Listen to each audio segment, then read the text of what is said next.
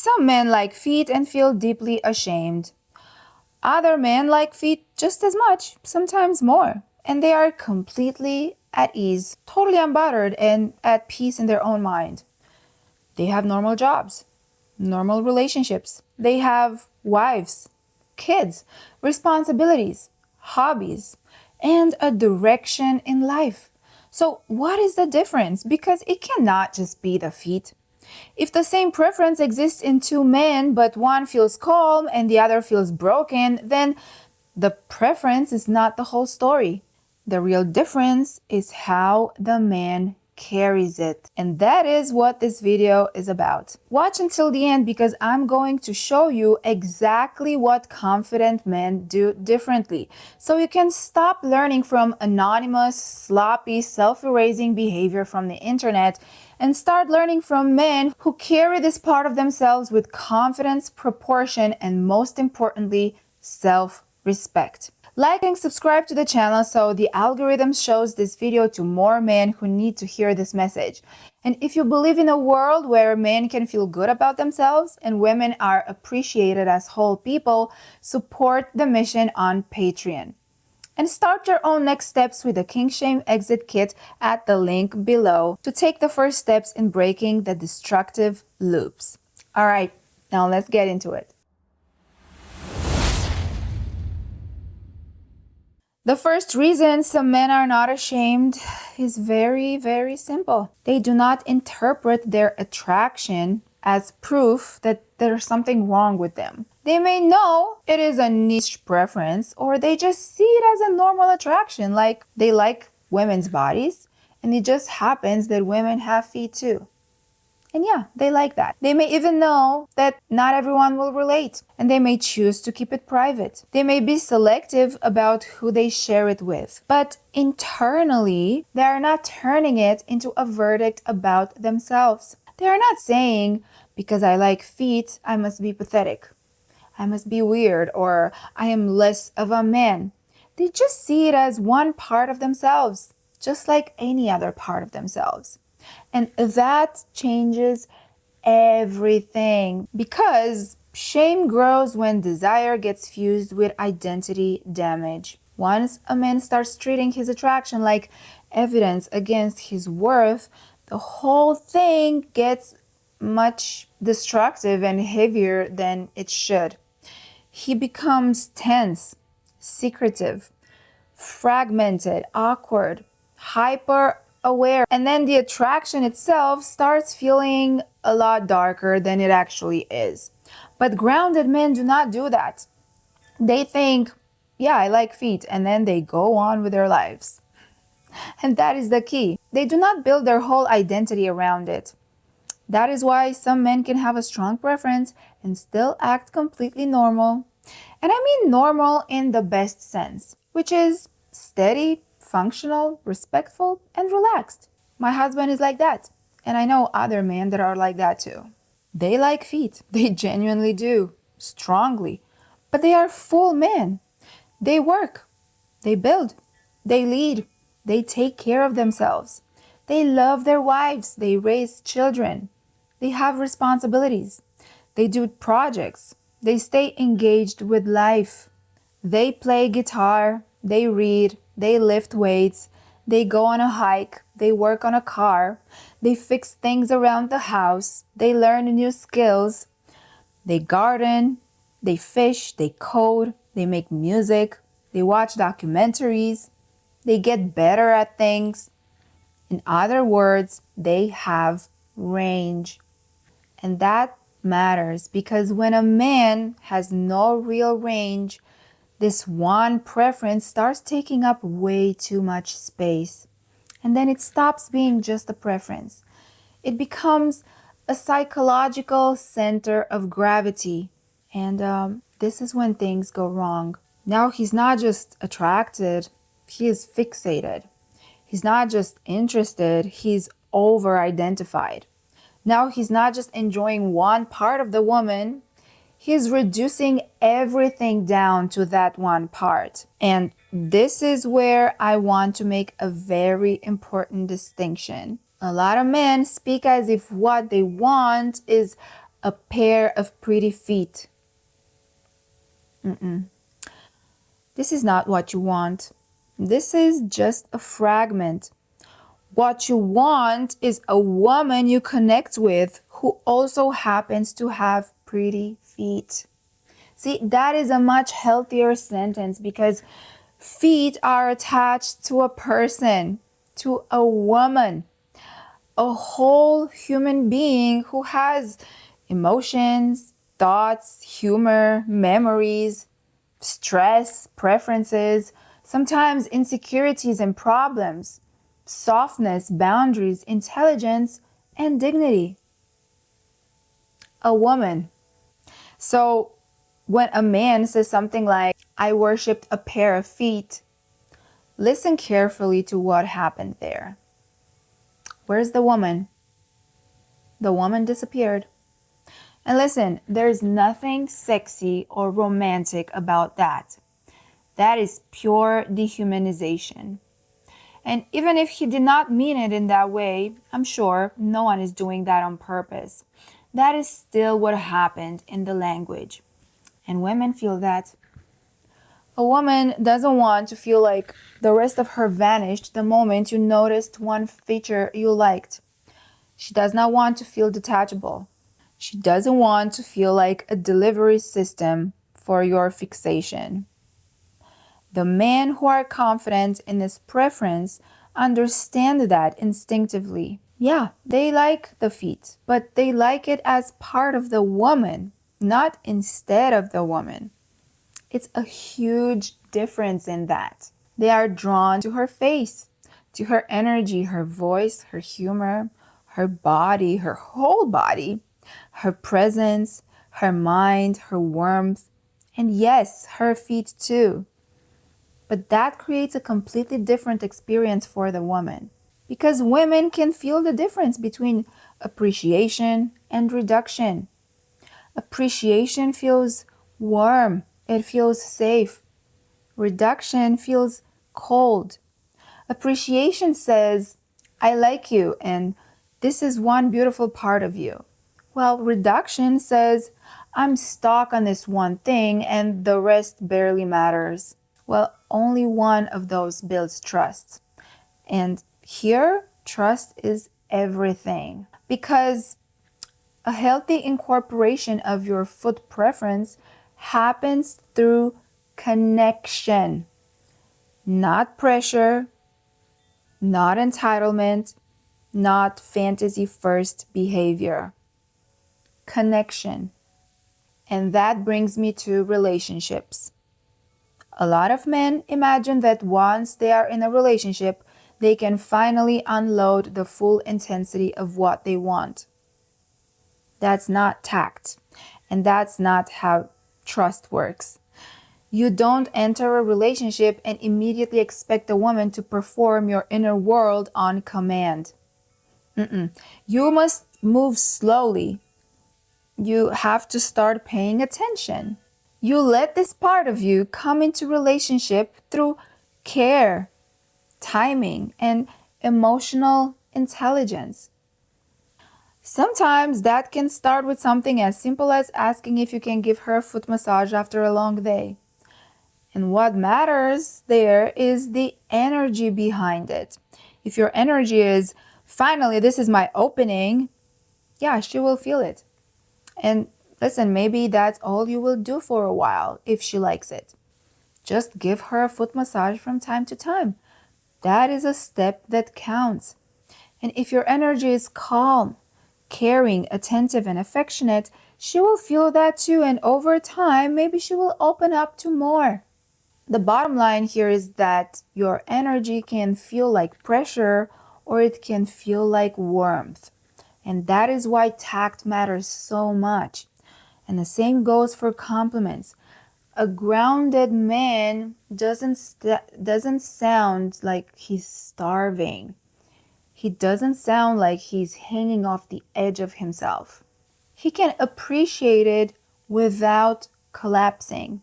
He can say, hey, I just want to say that you have really pretty feet. Or that color looks really nice on you. You have good taste in picking. or I like your pedicure and it suits you very well. See? Simple, clean, and human. But listen, confidence has a tone. And this is one of the reasons some men are not ashamed. Their attraction is not fused with loss of control. It is connected to affection, to playfulness, to appreciation, to relationship. That feels very different from obsession. And here's another uncomfortable truth. For some men, fixation on one body part is easier than real intimacy. How? Because a body part is simpler than a person. A fantasy is easier than reciprocity. A fragment cannot challenge you the way a real woman can. A real woman requires presence, timing, listening, emotional steadiness, and courage, and social intelligence. So sometimes the issue is not just attraction. Sometimes the issue is avoidance. Avoidance of rejection, of awkwardness, of vulnerability, and of growth. And that matters because once you see it, you stop pretending the whole issue lives in feet. Sometimes the problem is that the man has not built himself enough to hold desire well. He tries to just get things quickly, but I hate to break it to you, good things take time. Any good things, really. And this is where self-respect comes in. So let's explore what self-respect actually looks like, because some of you need to hear it so it's clear, and it gives you some steps you can begin with right away. Well, in this case, a man who has self-respect looks like a man who takes care of his body, who dresses like he values himself, who handles responsibilities, a man who has a direction in life, who has standards, a man who is not living like his whole emotional charge depends on this one private obsession. He also has a work ethic, he has discipline, he has interest, and he has a life. This is why this topic is way bigger than people think. Because the men who are calm in this area are usually not calm just by accident or born with it. All right, maybe some men are, but not all. Most of the times, men actually worked hard and they learned through their mistakes and they worked with intention to build something around themselves, like a structure, like a center to come back to, and a life with real substance. So this preference stays in proportion and it has a place. So it doesn't take over the whole house. Now, halfway through, let me just ask you if you believe in a world where men can feel good about themselves and women are appreciated as whole people, not reduced to objects, support the mission. Like, subscribe, and support the show on Patreon. And start your own next steps with the Kink Shame Exit Kit at the link below. Now, I want to say something else that matters. A lot of this shame does not come from your attraction for feet. It comes from the way men carry it. You feel ashamed partly because you do things that weaken your own self-respect. And this is another thing that's going to be hard to hear, but hey, it is true. And I say all of this with love. When a man becomes crude, needy, invasive, copy-paste, thirsty, self-erasing, or socially sloppy, it's natural that the shame will follow. And again, not because what you like is shameful, but because the behavior was beneath it. So, shame is sometimes feedback, and not feedback that says you are bad for liking this. Feedback that says you're doing this the wrong way. And that's a good thing, because it means the solution is not self-hatred or trying to cut your preference from your brain like cutting a limb. The solution is refinement. How? Okay, by building self-respect, by refining your language around your preference, by having better awareness of timing and better behavior, more proportion and humanity. This is how men literally grow out of shame, not by pretending the preference disappeared. That's not what we're trying to do here, but by becoming better men around it and with it. And let me say this clearly too. The men who are confident in this area usually have a healthier image of women. Not perfect, just healthier. They do not relate to women mainly as a way to access one experience. They relate to women as full beings. And that is what changes everything. It changes how they date.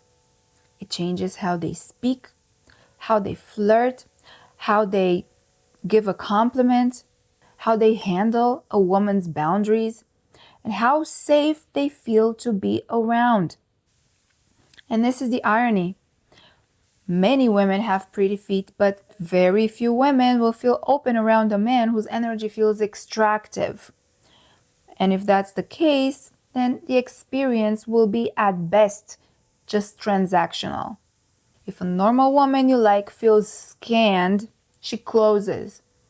If she feels seen, she softens. That's just reality. If you make a woman feel appreciated, respected, and cared for as a whole person, there is a much greater chance that this side of attraction can be welcomed into the relationship naturally. Not because you forced it, but because you earned her trust. And that is what grounded men understand. Their success is not built on desperation. It is built on presence. Presence, care, taste, restraint, timing, masculine steadiness. That is why they do not look ashamed. They are not split. They are not at a constant war with themselves. They are integrated. All right? Cool. Now let's bring this all together. The men who are not ashamed of liking feet tend to have a few things in common. They do not interpret the preference as proof that they are broken. They do not make their entire identity around liking feet. They are attracted to the whole woman, not a detached body part. They have enough self-respect and substance in the rest of their life that this does not become their only source of psychological intensity or rush. They know how to move slowly and build trust. They do not confuse desire with entitlement. And they do not degrade themselves in how they express it. They have enough structure that attraction stays in proportion. And there you have it. That is the pattern. Their advantage is not that they want less feet. Their advantage is that they are built better around what they want. And that is the line I want to leave you with, because it gives you a real path forward. If you start studying the men who are confident in this preference, you will notice that their edge is not magic. They have a few things. They have more dignity, more range, self-respect, restraint, purpose, and humanity. And be sure those are 100% learnable traits, which means shame doesn't have to be your destiny, and neither awkwardness or loneliness or fragmentation. You can learn from better models. You can stop reducing women And you can also stop reducing yourself. You can become the kind of man who carries this part of himself cleanly, calmly, and without the inner collapse. And there you have it. That is the promise of the video and also my promise to you. If you really absorb, if you really internalize what I'm saying here, you will start seeing exactly why confident men look different, sound different, and get different results. And once you see the pattern clearly, you can start installing it. You can start building it inside in yourself. Now, if you believe in building a world where men feel good about themselves, carry their desire with self-respect, and women are appreciated as whole human beings rather than being reduced to objects, support the mission here. Like this video, subscribe to the channel, support the show on Patreon if you want to help me keep creating these long format videos. And if you want to start doing the inner work right now, download the Kink Shame Exit free below. Because the goal is not to become less honest about what you like. The goal is to become a man who can carry it well. And men like that already exist. Just go in the comment section and you're going to see them. So now you know what to learn from. Infinite love. I'll see you in the next one.